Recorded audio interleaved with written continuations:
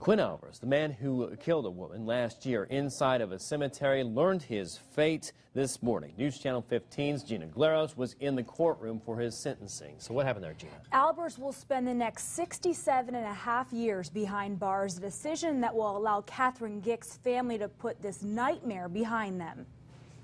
21-year-old Quinn Albers made his last walk to the courtroom this morning. He wrote a couple letters which Judge John Surbeck read quietly. Albers then told Katherine Gick's family members that he was, quote, truly remorseful and not the type of person to do this. He also said, what I've done is going to haunt me for the rest of my life, and I'm truly sorry. He's referring to October 20th, when the 30-year-old's naked body was found inside the Catholic cemetery off Lake Avenue.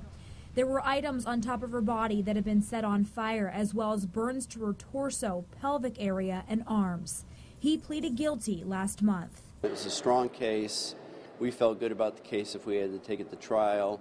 And we weighed those options with the family. Because, you know, going to trial, even if you think you have a strong case, you just never know. But they agreed with the plea agreement, and that's what we offered. He ended up taking the plea deal. It seems like, for the most part, nobody wants to accept responsibility in the criminal justice system. I mean, they'll do anything and everything they can to get away with something. So it did set me back a little bit when the plea was accepted. This morning, Judge Surbeck handed down 65 years for murder and 2.5 years for abusing her corpse to be served consecutively. It was the maximum time he was facing. They're very happy with the sentence in this case. Prosecutor Steve Godfrey says the police department was key in this case. Fort Wayne PD from the get-go did an excellent job. It made the prosecutor's job, my job, so much easier.